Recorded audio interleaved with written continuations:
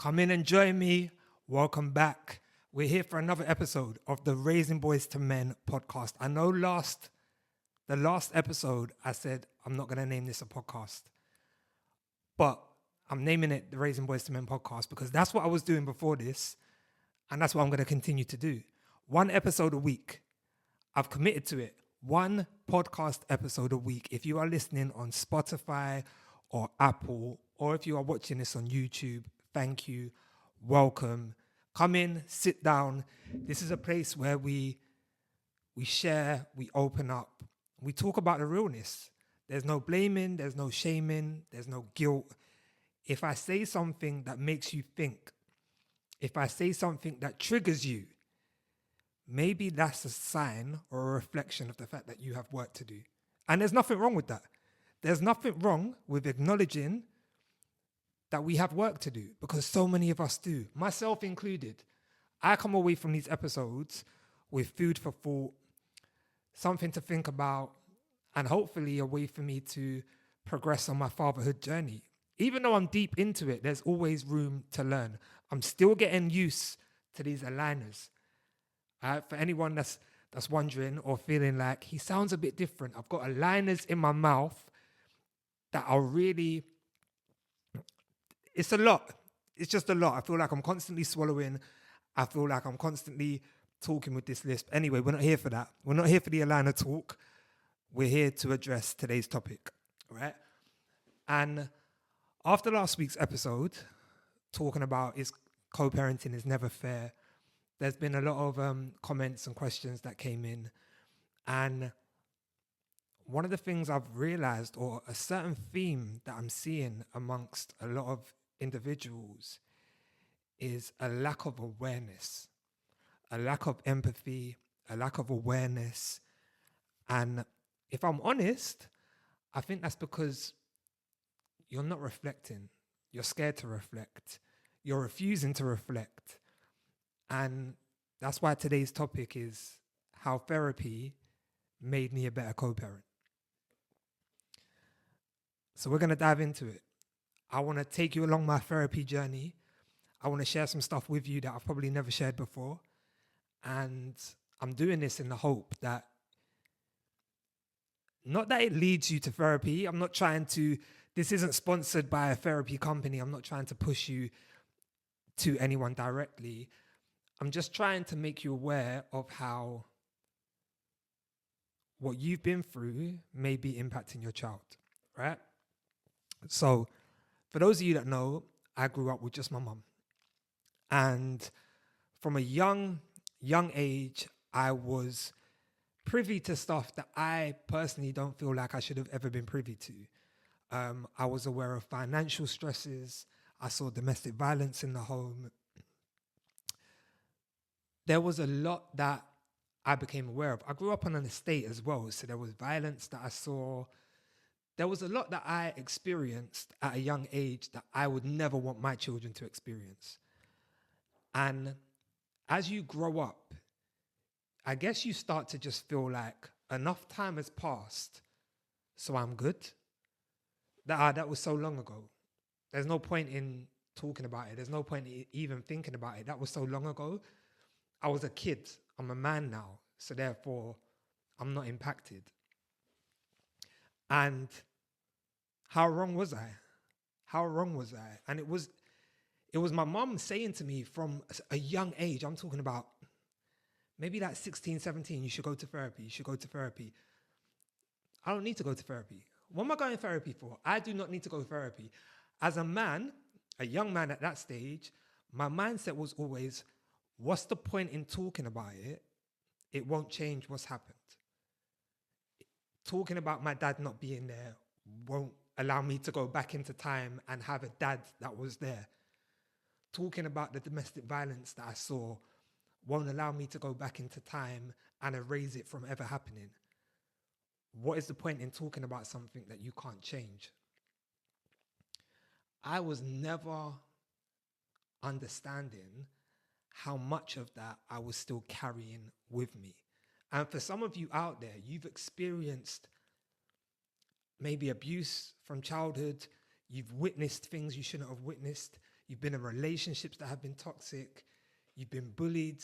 So many things have happened to you. And remember, the older you are, the more you've been through. So many things have happened to you. And you just feel that because enough time has passed, it's been dealt with. And the reality is it hasn't. And this is how I started to look at therapy, right? And the need for therapy. So many of us are going through life. All of us, we're going through life from the moment we're born with a mini backpack on our back. From the moment we're born, we're wearing this backpack. Every heartbreak, every traumatic experience, every moment of bullying or abuse that you have been through is an individual simply placing a stone or a brick into your backpack, not their backpack, into your backpack. And at the start, what's a few stones and bricks? It's not really changing the journey. You can still walk at the same pace. The older you get, the more that's been placed into that backpack, the harder it is to keep moving forward. At some point, men, women, we have to stop and address what's in that backpack. We have to start taking some of those stones and bricks out, looking at them, remembering them, but then being able to place them to the side in order to carry on that journey. Because if we don't do that, what we don't realize is at some point that backpack gets handed over to our children.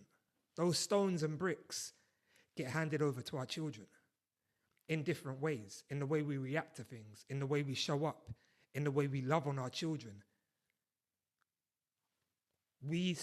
Without realizing it, we are unconsciously handing our trauma over to our children.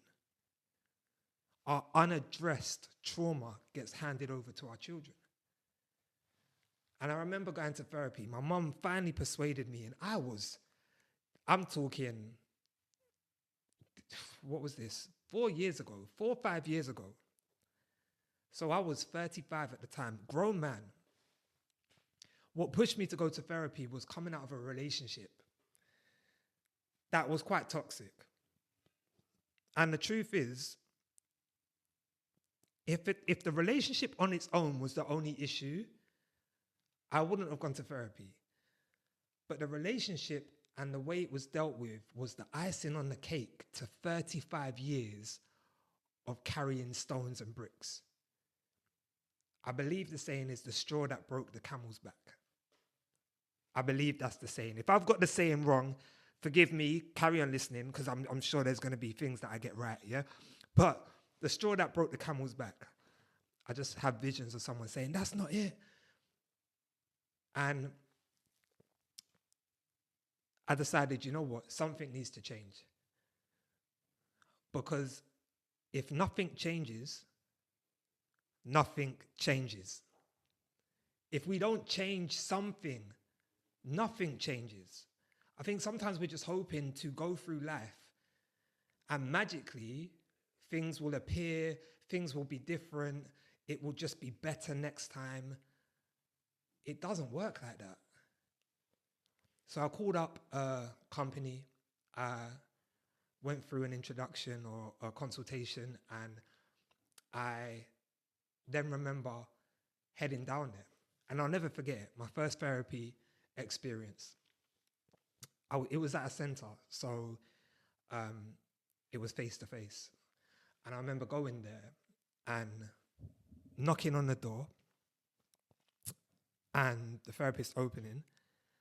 And I looked at this man. I knew it was a man beforehand. I knew his name. I'd spoke to him on the phone. Had no idea what he looked like. So he opens the door and I look at this man and I just thought to myself, damn, you're younger than me. I just thought to myself, this man is younger than me. How am I going to share with this man all that I've been through when I'm older than him? It doesn't make sense. Immediately, I didn't feel comfortable. I was expecting, in my head, and I don't know why, I was expecting a man in his 60s or someone much older than me with years of experience to be able to pass down these gems and I don't know, golden nuggets of wisdom. I had a man that looked like he was a lot younger than me. Turns out he wasn't, but on first impression, he looked like that. And we went in and we sat down and we started talking. And what I expected from therapy was answers. I expected answers. I expected this man to give me answers. I need answers from you. He hardly spoke. Now, upon reflection, I'm not sure if that was a good thing, a bad thing. I don't know. But by him not speaking and simply asking questions and allowing me the space to speak, that made me have to reflect and find my own answers. Something I'd never done. How did I feel about what had happened? What do I think should have been different? What are my views on this? And I think sometimes when we talk to friends and we talk to family members, these people have their own perception or view of what's happened. It's tainted. Their love for us, their care for us has already put them in it's not an even playing field. So to go to someone that had no knowledge of me, there was no judgment, and he just gave me the space to speak. I didn't realize how much I needed that. And I didn't realize by just doing that in a safe environment, I was able to understand myself more. And one of the things that I took from it was our discussion about my dad and my upbringing and him being absent. And I realized through that conversation, I always wanted my dad to take me to football. I always wanted my dad to push me into sports because I was sporty. As a kid, I was very sporty. I was into sports. I love my mum to bits, but she just didn't have the time or the capacity to take me to places. She was too busy having to work. And I was in youth clubs. I was doing these things. I had great friends. I enjoyed my childhood, but in terms of being able to go to football matches or be driven to football clubs and teams, so on and so forth, I just never got the chance to do that. And I didn't realize how much that weighed on me, how much resentment I was carrying because of that. So now I become a father myself. I'm a dad to 2 amazing kids. And what do I start doing? Immediately, I start pushing them into football. They're going to be footballers. I want them to be football. Come on, boys. Like, from a young age, I wanted them playing football because my dad never did that for me. So therefore, if I do it for my kids, I'm almost better than my dad, right? I've corrected it. My kids are going to be what I wasn't. I was handing my trauma over to my children without even realizing it. I was being the father that I wanted, not the father my children needed. And by me being able to unpack that really allowed me to start being a better parent, a better co-parent, because I was showing up for my kids, not myself. I was getting to now know what my kids wanted, not what my inner child wanted. And if it wasn't for that therapy discussion, if it wasn't for me really reflecting and unpacking and releasing some of those stones and bricks, I would still be trying to live or relive my childhood through my kids. So I really want to encourage every single one listening to this. It doesn't have to be therapy where you pay for someone. There's a number of things you can do. There's even meditation, really sitting with your thoughts.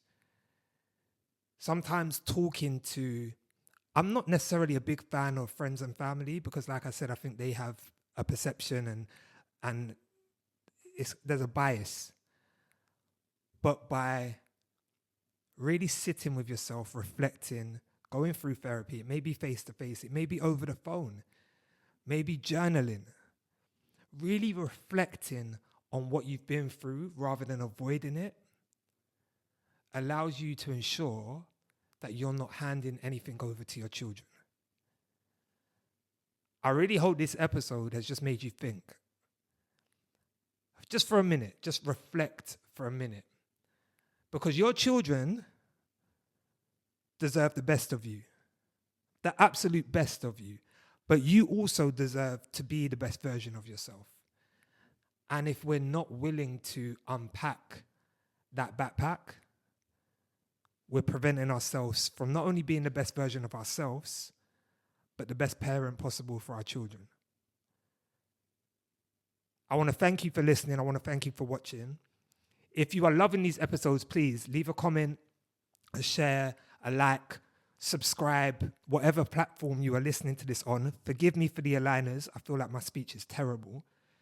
If you want to support, there's a link to my Ko-fi page in the description where you can donate. Any money you donate goes towards the platform, goes towards me helping people. Again, I want to thank you. Share this video if you feel someone could benefit from it. Share this audio if you've enjoyed listening to it. And until next time, I never know how to end these episodes. I'm out.